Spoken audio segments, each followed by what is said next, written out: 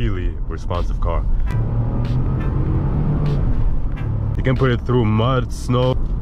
Woo, those brakes are good. Still one of my favorite cars to drive.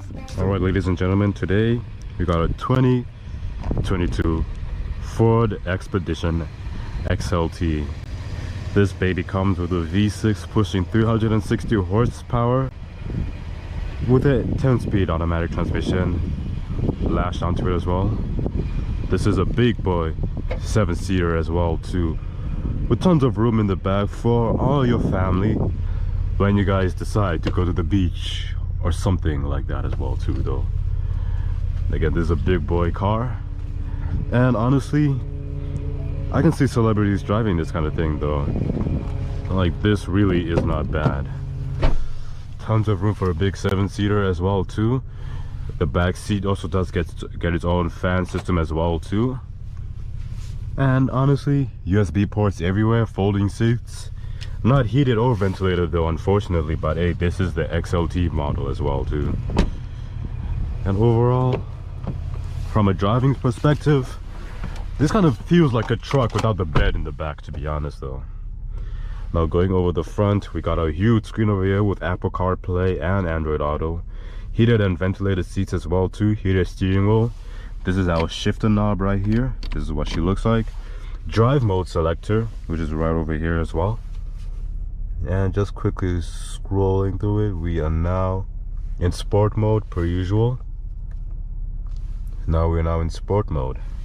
And honestly, this is a really nice vehicle. Does come with the on and off feature to like help you save gas as well too. Pushing around 300 horsepower, around 5,000 RPM with 470 foot-pounds of torque as well. No sunroof however though, but I got tons of headroom for me as well too. And honestly, what's not to love about this thing though? And this thing could be around, let's say, $77,000 ish. And this is the American one too, so 77,000 USD, my people. Tons of room here as well too.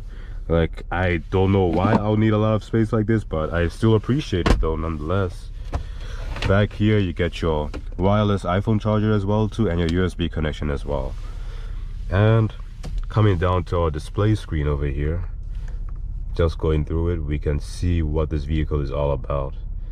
And honestly, let's just go to vehicle info. And it just shows up everything. Our idle hours are everything.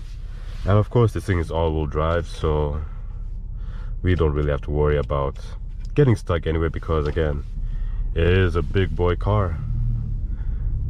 And we're pushing like 380 horsepower, close enough to 400. This thing is no slouch on the highway though. Like, this thing does outperform itself quite a bit though. And not gonna lie, it's kind of like a family car, because I really don't see anybody who is single buying something like this.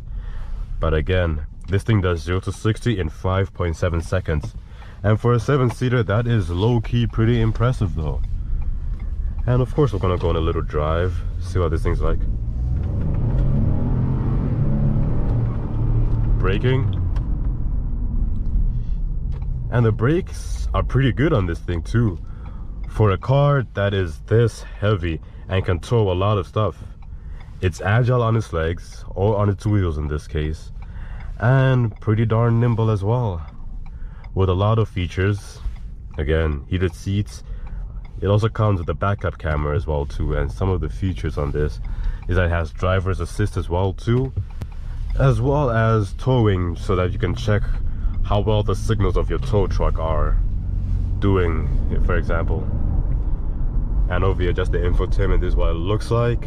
As we drive, it shows you what speed you're going, of course, and the speed limit on the road, tire pressure, and all this fun stuff. And it also shows you power distribution as well, which is a pretty cool feature, not gonna lie, when you decide to go and step on it, which I like, and I like that a lot too.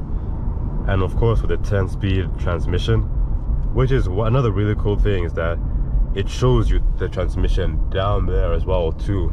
It shows you what gear you're in and how quickly it will be downshifting, as quickly as it would, to be honest though. And overall, I would love to get a vehicle like this though. Great family car, great hauler, and overall a nice design though. But for 77,000, again, you know me, I would like a moonroof for sure, and two-tone colors just to show off just a little bit though. So it feels a little bit more luxurious at the very least. But hey, I can't complain. We get to drive something like this and review it too. But let's just go over the feel of this car though. This thing is pretty heavy. I wouldn't lie to you, this thing feels heavy. You can feel the weight and the power behind this thing as well. And you learn to get used to it though. It's pretty cool, it's pretty nice. It plans the power down really well, and you can choose what kind of drivetrain you want over here. Like if we decide to go with, for example, 2H, we're gonna be like in 2-wheel drive all the way, and that would be like rear-wheel drive. So it is possible for you to do burnouts 110% though. But still, this is a family car, so probably not the most advisable thing to be doing. Again, this is a really responsive car. Suspension is really smooth. I'm not even feeling anything on the road right now, and this road does have some bumps to it as well too. I don't want to diss the road, but it does have some bumps to it, but the suspension absorbs everything elegantly. And again, from a twin turbocharged V6 pushing 380 horsepower in a big SUV like this, I mean, this thing is kind of like a statement really to people that, hey,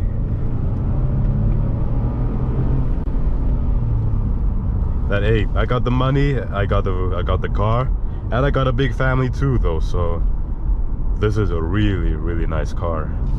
And along the menu as well too, you can see how much turbo you've built up as well, depending on how much spirited driving you want to do though. But overall, I will give this car a solid, for the size, capacity, and everything else this car has, I would give it a solid, I'm gonna give it a 7. One thing I would like for it to improve on, because again, this isn't like the top trim level, so we can't really expect it to be the best of the best really. But one thing I would really love it to improve on really is just more of a luxurious feel, at least. Like, make it feel somewhat luxurious with some of the features it has though. But hey, the sound system is bumping. It has an astonishingly good bass as well too, so there is that to consider as well. Fortunately, you guys already know we can't be playing no music, but we can't play no music because we got copyright issues a lot of the time, so we're not gonna try and test that theory all over again. But again, still a really big vehicle, and what's not to love about it? Pushing almost 400 horsepower in an SUV like this, you're faster than most vehicles on the road. Like, you're gonna be, I want to say, just as fast as a Dodge Charger GT, because those things have a V6 and are rear-wheel drive, so you have kind of like a smaller advantage compared to the Dodge Chargers. But still, just something to look into as well. Exhaust on this one is pretty minimalistic. It's not a sports car, and it doesn't try to pretend to be a sports car, so that's a good thing about it though. It knows it's not a sports car, so it's not going to try and push to you that, hey. Braking power, woo, those brakes are good. Those brakes are really good. Just step on it and this thing comes to a halt. And it's kind of aggressive, but it's like, hey, we want to stop, we're going to stop. That's what this thing gives the vibe of. Ooh. That 0 to 60 in 5.7 seconds really does show though, because this thing is no slouch around any corner or any terrain really. Like, it just doesn't care. You can put it through mud, snow, it's gonna have that same ballsy performance basically that it always has, and I like that. And I really do like that. Ford with a 10-speed is low-key one of my favorite transmissions in almost any car really, because of just the 10-speed transmission. You can hear this car downshift like 7 times when you decide to step on it, and that's pretty ballsy though, and I like that a lot though. Shout out to Ford for making such a fun Expedition. For such a big car, you can still have a lot of fun in it though. Just don't try to take a corner at like 90, because it does have a high center of gravity, not gonna lie though. So you really don't want to be doing something that crazy at least though. But other than that, no complaints, man. No complaints. And again, put this thing in sport mode, and if you want to put it in manual mode, to use these two little indicators over here. I don't know if you guys can see them, but there's two little, a plus and a minus, for you to select your gear in manual mode, which is pretty cool, but doesn't feel as crazy as of yet though. Again, this is still a really fun vehicle though, I'm not gonna lie. And it does come with vehicle hotspots, so that's a huge plus. Apple CarPlay, bumping bass music, tons of horsepower, tons of room. It's pretty much perfect for a family, bro. Like, just have $80,000 on the side and then bam, you got your family SUV ready to go, man. And again, since this is the V6 with two turbos attached to it, it's not gonna try and murder you on gas like 24/7 though.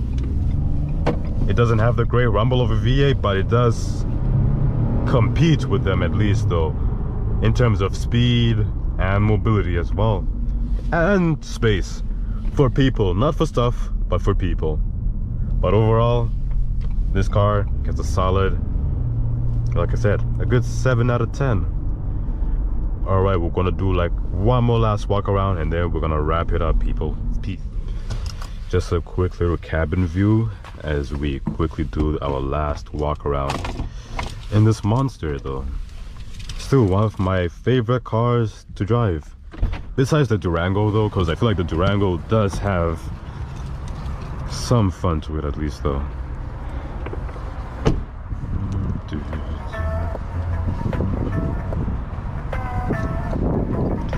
Alright guys, this is Morty signing off. Take care.